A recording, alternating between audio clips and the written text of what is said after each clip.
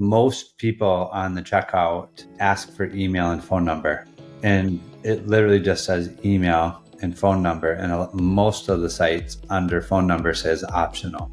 Well, the only reason why you would do that is if you don't like money, because SMS abandon recovery is going to be the number one source of revenue for your site. And what we've done is we track all of those form field errors and incompletions. And so we realized there was a lot of errors in the email and the phone numbers. In other words, people weren't giving good information.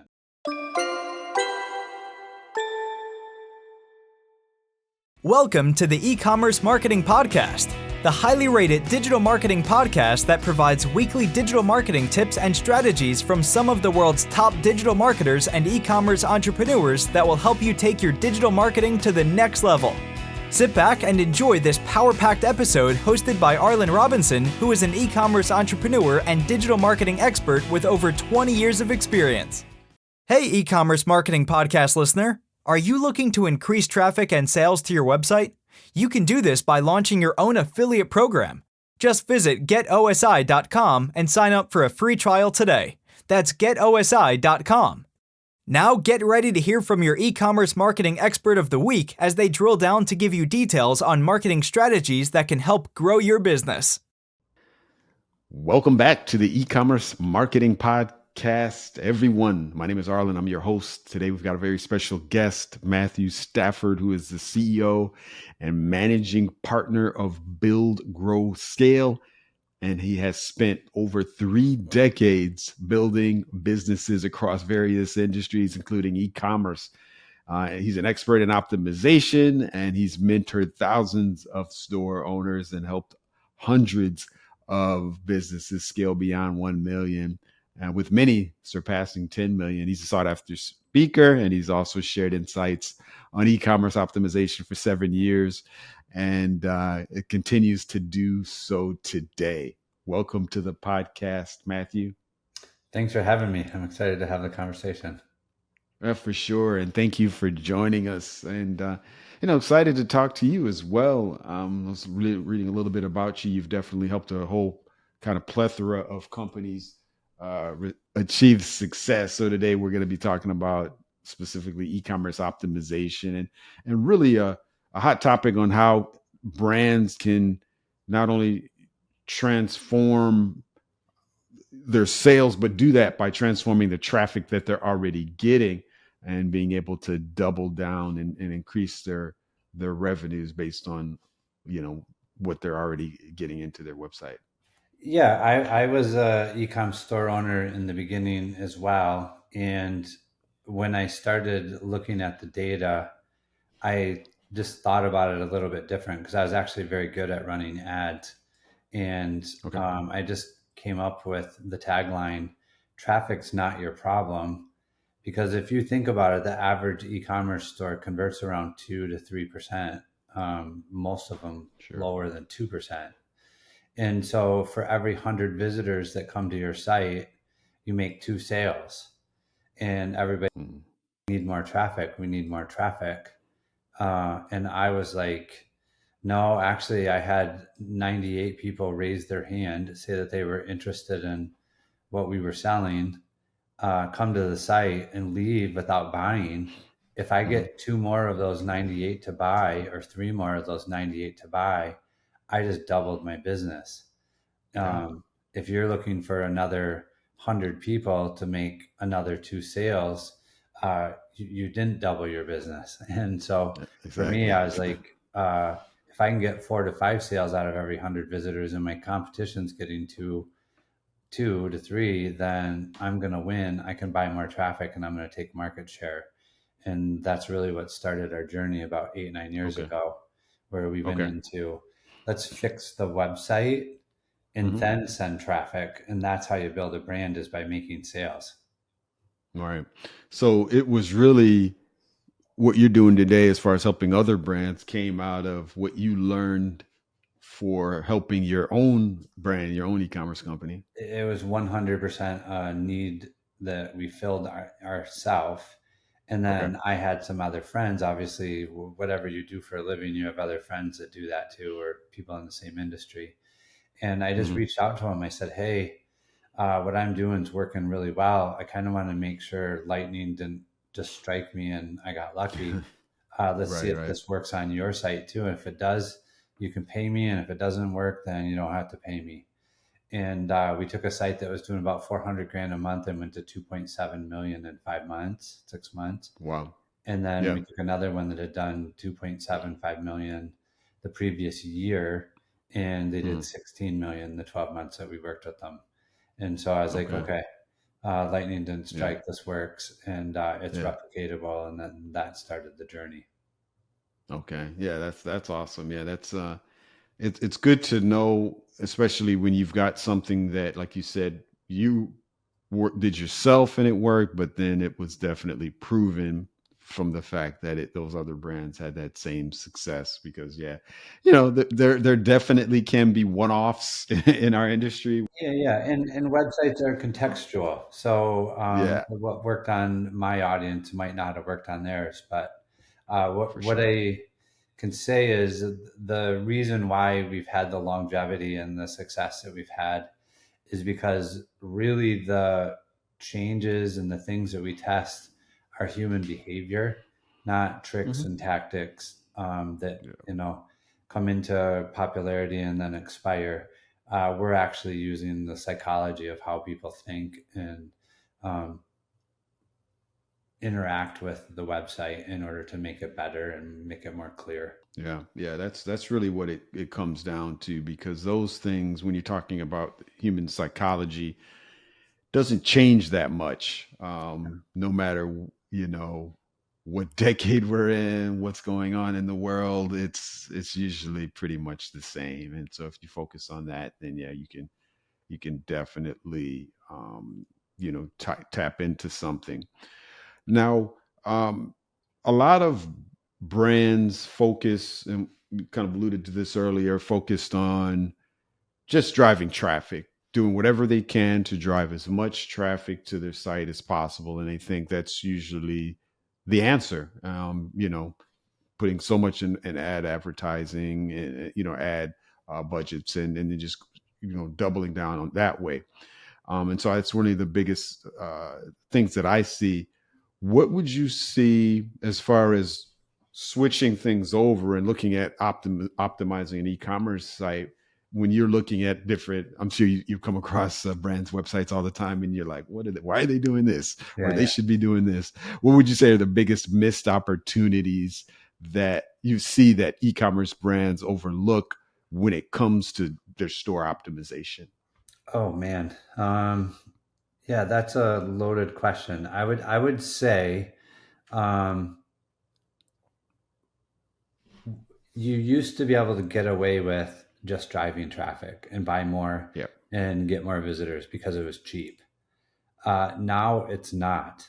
And the brands that are not well optimized struggle to scale any amount of traffic at all, or even run ads, because of the cost of it. And I think the cost is going to continue to get higher as there's more people buying media space, because more and more people are obviously getting online. I would say the biggest detriment that I see is new e-commerce stores looking at the big brands and trying to copy them, thinking that that's what gave them the success. And the truth of the matter is, most of the time that you copy the big brands that are not doing very good optimization, they succeed because, one, they've borrowed a lot of money and can buy the audience, knowing how long that there'll be a customer downstream. Or a lot of these companies aren't profitable, but people are still copying them, and then they're wondering why they're not profitable either. And so there's a lot of danger in chasing a big brand that you think if you copy them, you're going to do well. Typically that doesn't work well. We've tried it even and ran split tests and the different things that they're doing. The other thing is they have an audience that knows, likes, and trusts them, so they can get away with a less optimized site than Sure. somebody that nobody knows about. Yeah. Yeah. That's very true. And I can testify to that as well. Because early in our business, I guess you could say kind of tenured, we had that same mindset. That's like you said, a lot of businesses do. You think, okay, these brands they're doing XYZ every annually. They've got huge marketing budgets. They got to be doing the right thing. Let's just copy them. Let's just Yeah. do that, and then we should be good. But that, like you said, it doesn't always work. There's certain things, you can pull from some of what the larger brands are doing, but as a whole, you can't just copy their marketing plan and to a T. It won't work for your individual business. Yep. 100%. Yeah. So it's and I can see how brands kind of fall into that trap. Um, I'm always interested in real world case studies. What would be a specific brand that maybe you're familiar with or you've worked with that has gone through that transformation where they've transformed their conversion rates through optimization, and what would you say are some specific changes that they made that gave the biggest impact? Yeah, so I'll use Anson Belt as an example. They've been a long-term client for us, and so if you want to look them up, anybody that's listening, ansonbelt.com. Okay. Absolutely, like literally one of my favorite brands of all time, and we've worked with, thousands of Okay. clients. For sure. They do an amazing job of customer service. Their product is flawless, and over the last 8 years, now they convert in certain parts of their website convert in double digits, and other parts, and their average conversion is 2 or 3 times the national average. So it's Okay. they've done a really good job. I think as far as case studies, what would be maybe actionable tips that your audience could use without having to try to copy someone or even understand? I'll give you a few things that we consider best practices and they've never lost Okay. when we implemented them. So the very first thing that we do when we engage with a client and start working on their stuff, we put a survey on the thank you page, and we ask this one question: what was the one thing that almost made you not buy? And so Interesting. everybody that's bought, they've just given you money. They want to tell you, they want to help you know what was confusing or what friction or what part of the website they didn't understand. And I can tell you that of the hundreds and hundreds of tests that we've run, probably 6 out of 10 of our biggest winners came from the answers that people who had just bought from the website told us. And we would go change that on the site, and then that would translate into amazing sales, and over the years, millions of dollars. Interesting. I'm curious as to the participation rate that they saw on that. Of course, getting a customer to do something beyond what they've done with their order, surveys, those types of things can sometimes be really tricky. Yeah, I think that's why we pose it as what's the one thing. So it Okay. makes it very short, easy. They literally just gave you their money. They're looking at the order confirmation. It's certainly not 100%. It might be 20, 30% of people will do it. Sure. But I will tell you that like there's not a single site that we work on that we don't do that, because that information is literally the most valuable input that we can get from someone that just went through the website and actually spent money. Hey, before we jump into the next question, I want to take a quick second to talk about something that's been a game changer for so many business owners, including myself. That's public speaking. If you're running an e-commerce brand, marketing agency, or any business, your ability to communicate it clearly and confidently can really make all the difference. Whether you're pitching to investors, speaking at conferences, or even just creating content that connects with your audience. That's exactly why I created speaktoempower.com, a coaching program designed to help you master public speaking without fear. You can start with my free 10-day course where I walk through essential strategies to overcome nervousness, engage in the audience, and speak with confidence. And if you want to go even deeper, I offer weekly virtual group coaching sessions and one-on-one coaching tailored to your needs. So if you've ever felt like you could be more confident on camera, on stage, or even in day-to-day business conversations, head over to speaktoempower.com and get started for free today. All right, now back to the episode. Yeah, that's powerful. That's a powerful question, because I can imagine that no matter what site you're on, whatever you're purchasing, there's always going to be something that you're going to be on the fence about. I don't know if there's ever been an experience, at least that I've had, I know probably others have had as well, where, you go to the site, you find out a little bit about the products that you're going to buy, and, you're just like, wow, you're amazed by everything. You're just all in 100%, and you have 100% satisfactory experience at the very end. Yeah, I don't know if that ever exists. So, Right. yeah, If it did, conversions would be a lot higher than 2 or 3%.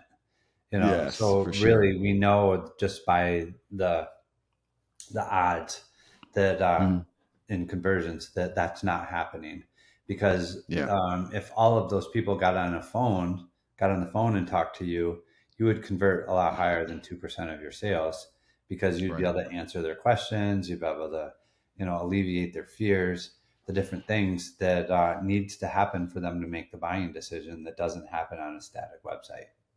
Yeah, absolutely. And as far as making that buying decision, a lot of times the issues that brands have is when people get to checkout and the cart abandonment. That's usually a big deal, a big issue where, people putting items in the cart and they just leave for whatever reason. Like you said, they have that doubt, that one thing that gets them to say, nah, let me just move on, and they abandon the cart. From what you've seen in the help that you've provided to the businesses you're working with, what are some actionable steps that a brand can take to really, improve that and lessen that cart abandonment rate? Yeah. So another one, this is another test that we've run that we've never lost. It's never lost.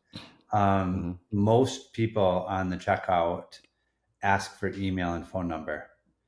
And it literally just says email and phone number. And most of the sites under phone number says optional.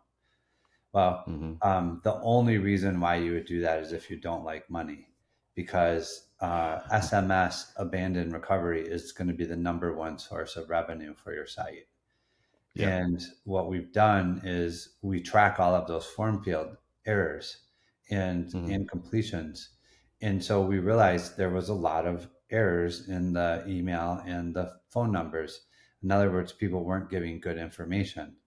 Well, I read the book by Robert Cialdini called Persuasion, and in there he gives an example of 3 different groups that asked to cut a line. One of them just says, "Hey, can I cut?"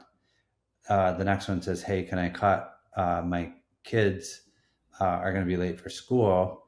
And then the third one is they give a reason, but it's not relevant to why they need to cut. What they found was the people that just asked if they could cut, only 20% people would let them in. But both of the groups, one that gave a real reason and one that gave a false reason, 80% of the people were allowed to cut. And so the principle is people don't mind giving you information if you give them a reason why. And so I thought, okay, so if we're getting all these errors here, let's give them a reason why we want the email. Let's give them a reason why we want the phone number. And so what we did is we put email required for order confirmation. Well, I the see. order confirmation email is opened on average about 85% of the time. So it's the Yep. most opened email that you'll ever send. And we Mm-hmm. thought, well, why not tell them that's why we need their email? And Mm-hmm. we did that, and instantly our abandoned recoveries went up. Our marketing worked better. Our email was collecting more money. Well, the people were giving Okay. their good email because it's the email that they're going to check for the order confirmation. And Yeah, then absolutely. we realized how well it worked. And so under phone, we put phone required for shipping notification because everyone Oh, wants to know okay. when their item ships.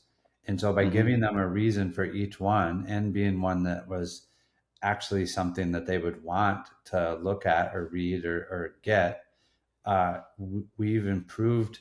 We've had as much as a 17% lift Mm. at the checkout by adding those two things, which is huge for a brand. Yeah. You know, if you think about it, you know, if they're doing 10 grand a month, that's an extra $1,700 in sales every Mm-hmm. month by changing the form field text so that it now is telling the people why you want the information. Yeah.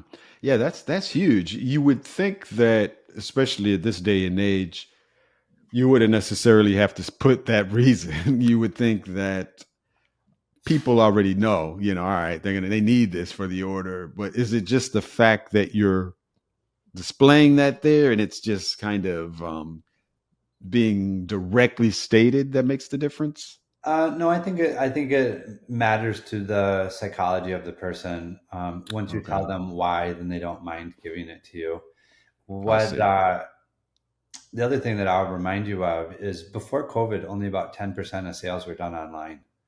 During Mm-hmm. COVID, it went Wow. all the way up to 30, I think 33, 34%. And now it's back down Mm-hmm. to like 27. Okay. So a lot of us store owners and people that are in e-commerce and have been for 5 or 10 years, we just assume that everybody buys stuff online. The truth Mm-hmm. of the matter is still 70% of the world doesn't buy stuff online or doesn't do it Yeah. regularly enough to know Sure. all the best practices that we know or to understand all the things that we just assume everybody knows. And so another principle that we share with everybody is you want to make your site so simple that Homer Simpson would understand it, and Okay. not flowery language, not like Yep. fancy fonts and stuff like that that people struggle to read. Or there's just so many different things that people do because they understand it and they think it makes it better. And what it ends up doing is confusing a customer. And the reason why I always tell people the reason why your sites convert at 2% is because one, they don't trust you, or they have Mm-hmm. an unanswered question. And a lot of times the question is literally created because the website's not clear. And so now they have questions that they need answered, and you don't answer your phone. You check emails, and a lot of people aren't Yep. even good about responding to emails. So the person just goes and buys somewhere else. Yeah, it's as simple as that. Yeah, yeah. It's just being straightforward, being clear to the end customer, and yeah, I say, yeah, I can definitely see how all of those things can really make a difference. Um, right now, of course, we're in 2025 at the beginning of the year, and from what we saw last year and then already this year, things and technology wise are changing so fast in our space. With AI, there's all these AI driven personalization tools that you can do to really personalize every single person's experience on your website. And all of this, I know, is helping you do what you're doing as far as optimization is concerned for sites. Where do you see it in the next 5 years past, where we are now as far as e-commerce optimization? Yeah, I think a lot of that hype will actually work. Okay. It's not that effective right now. We've tried it on several sites, and it doesn't give us the lift that you would think that it would. Okay. But I just, we don't see the exact experience that the customer's getting.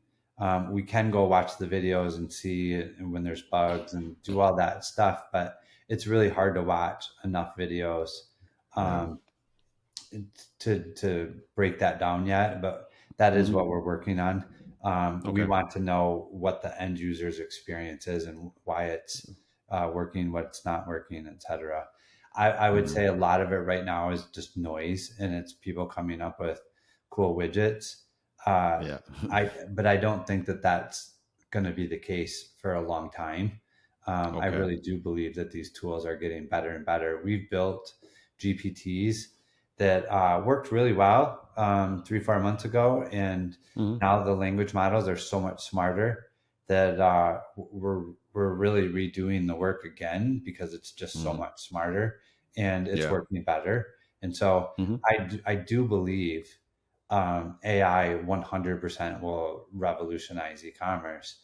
And I do Okay. believe that it will probably happen faster than what we realize because everything's getting done quicker and quicker. And now, AI can work 24/7, doesn't have a bad day.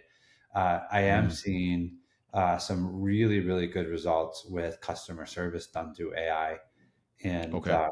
that's made a huge conversion difference. And we use a partner called Gorgeous that Mm. uses AI in the customer service part of it, and it's just absolutely amazing. Okay. Yeah. Good stuff. And I've experienced the same thing. And I see what you're saying about all these brands kind of jumping and being early to the market with these widgets. And a lot of them are, maybe nice to have, but it's not really moving the needle too much, Yeah, from what you're saying. But it does seem like with these advancements, with all of these language models happening on such a, feverish rate, it seems like at this point that, yeah, they're only going to get better and better. And yeah, I think, yeah, I do see it in, like you said, 5 years or so, where they're really going to make a big difference across the board. So yeah, it's yeah. exciting. Them competing with each other to release their latest model and the most Yeah, capable is actually a benefit to all of us and the it store is. owners. And so Mm-hmm. what I would say is even if it's not moving the needle right now, I would still be playing with it and still be testing it because Okay. eventually they're going to get it and it Yeah. is going to make a difference, or you're going to use it in a way that they didn't understand, and you're going to get some really good results with it.